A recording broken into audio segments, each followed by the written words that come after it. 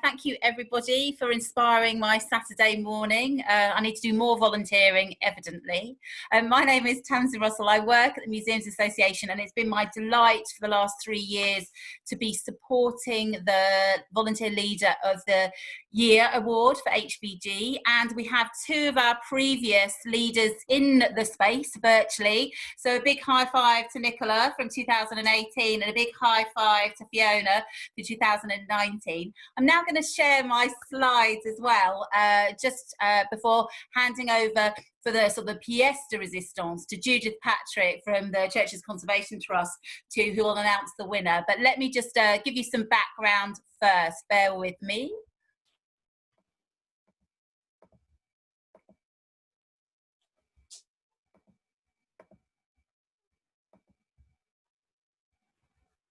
Okay, 1 second. Can you all see a screen in some way, shape or form? Yes. Wonderful. Fantastic. Let me just go back. So this year's award has been proudly sponsored by Churches Conservation Trust, and they have donated an opportunity to camp in a church. So we'll hear about that very shortly. And also the Directory of Social Change. The Directory of Social Change has donated 5 books, the Complete Volunteer Management Handbook. So those are our prizes today. In terms of the approach, ensuring that we're supporting those of us that work in volunteering is really important, because the experience our volunteers gain is through how you create that space and that culture. So their gain is your gain, is our gain. So that's the reason why we're really clear we need to be supporting people in their approaches to volunteer management, and very much supporting innovation, collaboration and passion.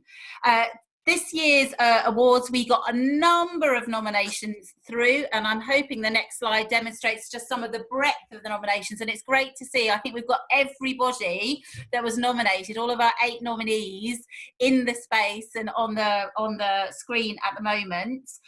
Amanda Hanton, who is the Volunteer and Engagement Team Manager for Leicester County Council, and Richard Goff, we've heard from today, our Vice Chair, were the 2 primary members of the panel that were looking at the nominations. So thank you very much for your time and effort as going through. I just wanted to give a little bit of, bear with me. Oh, I've pressed something and I don't know how to get rid of it. So can you see something that says captions and subtitles? Yes. Yeah. Damn, I don't even know how to get rid of that. 1 second. Let me just, is there a little time? Oh, Little cross in the magic. Yeah. Right. That's right, I've done it. Yeah.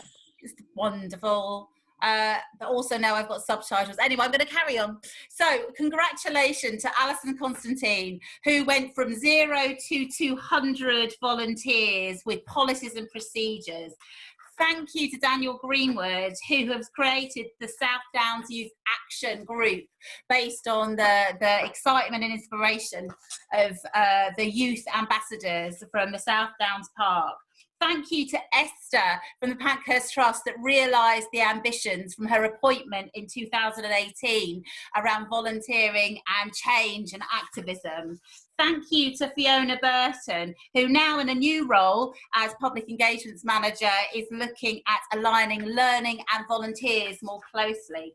Thank you to Caris Morris-Brown, who spearheaded ways for those with BAME backgrounds to find new careers in heritage. Thank you to Marina, who spearheaded volunteerings with University of Greenwich and MenCap and Scouts, all organisations and groups that previously hadn't been engaged. Thank you to Rachel, who has absolute passion and pleasure for inclusion and inclusive practice, which for those of you that aren't familiar with the Multaka Oxford project, please look it up because it is phenomenal. Thank you hugely to Terry Lawrence from David Livingstone's Trust, who has organised special project days and invited National Trust for Scotland volunteers to join in, expanding the reach. Such amazing, amazing work. 1 second.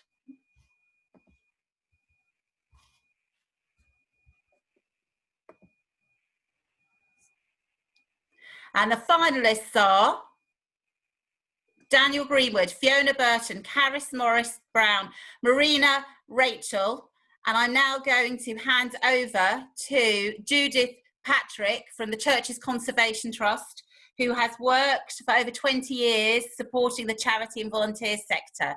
So I'm now going to pass over to Judith. Morning everyone, hope you can all hear me. What a great way to spend a Saturday morning. I had my doubts about this morning, but it's been so inspiring to hear those great little vox pops, and I'll also be taking a lot away from Charlotte's presentation, which was really, really inspiring, particularly in looking at strategic direction in leadership in volunteering. Happy Volunteers Week to everybody. I'm delighted to be presenting this award this morning on behalf of Churches Conservation Trust. As Tamsin said, the winner will get an opportunity to champ in one of our churches. We've a number of churches across the country who offer this experience, and it's quite a unique offer to spend a night in a historic Grade 1 or Grade 2 star church. A bit like glamping, but in fantastic heritage buildings. The winner of this award is a true inspiration and fantastic advocate for volunteer leadership. And I'm just going to spend a few minutes reading to you from the nomination we received for this person. And it'll be quite apparent as I start reading it who the winner is. I'm just going to read a few extracts because it was quite a long descriptor for this person. So we were told that they are a true leader in volunteer management who will inspire, support and empower people by creating ways for engagement. And that has been this person's passion from the start. She would describe herself as a people person, not a museum person. She was tasked with starting a volunteers, sorry, lost my screen briefly, programme for York Museums Trust, which inherited a paternalistic view of volunteering from the local council, something probably a lot of us have experienced in our careers in volunteer leadership. She quickly realised that what was currently on offer would not attract enough people. From the beginning, Fiona pioneered working with real collections to attract volunteers. Seeking out best practice in the sector, she found that very few organisations had been investing in this side of engagement, and she would have to create a methodology herself. Managing the programme and supporting volunteers, she was able to reflect on what was working, how to change the programme to make it work better for those individuals. This innovative way propelled the numbers of people volunteering for the Trust from 30 to 200 in just a few years.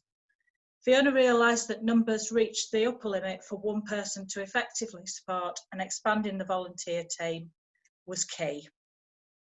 Expanding the team allowed her to concentrate on collaborating with other organisations to create change in the sector. Fiona and the other volunteer managers came together to support smaller museums and galleries across the region through establishing a network. The network created a safe space to share knowledge and frustrations, alongside providing peer-to-peer training and collaborations. There is a clear drive in Fiona's leadership, supporting others and creating a better volunteering experience. Recently, Fiona has been part of the cultural strategy in the city that is pioneering ways in which collaboration can promote civic engagement through participation and reduction of barriers. At YMT, she has created long-standing partnerships with local charities and organisations in order to create opportunities for everyone who would like to engage with history and art. Fiona has recently taken up a new role at York Museums Trust as Public Engagement Manager, where she has already increased the collaboration between teams through aligning volunteers and learning. Her passion for people not only supports volunteers, but empowers her team to create the best opportunities for people. Fiona is a true leader. She is able to unite people, support the individual, and empower everyone to bring about change. The recognition that this award will give Fiona is long deserved, and to be acknowledged by her peers will be very moving. So I think you've probably all guessed that Fiona Burton of the York Museums Trust is the well-deserved winner of the Volunteer Leader of the Year. Fiona, would you like to say anything? Yes, I think I've just unmuted myself, and I think I'm starting video. Wow. Well, yes, I'll be very quick. Following all these really eloquent speakers from today is no mean feat. I didn't even find out about the nomination until yesterday.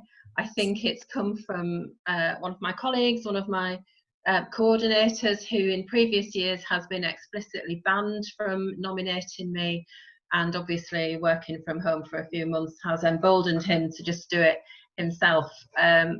It's very moving, it's very touching, but I have to say that we are where we are at York Museums Trust from a team effort. So it's really not just about me, it's my whole team, and not to mention the volunteers, who now number getting up to 5,000 that we've worked with over the last 14 years. So I'm really grateful. I'm really humbled. But this award is for my team, and that includes the volunteers as well. What I would say is these are really difficult times, and we are all facing challenges and will do going forward. But if any group of people can face those challenges, it is this group. Volunteer leaders, volunteer supporters, everyone who is on this meeting today. The passion and resourcefulness that you all show on a daily basis is the thing that will get us through this. So thank you very much, everyone.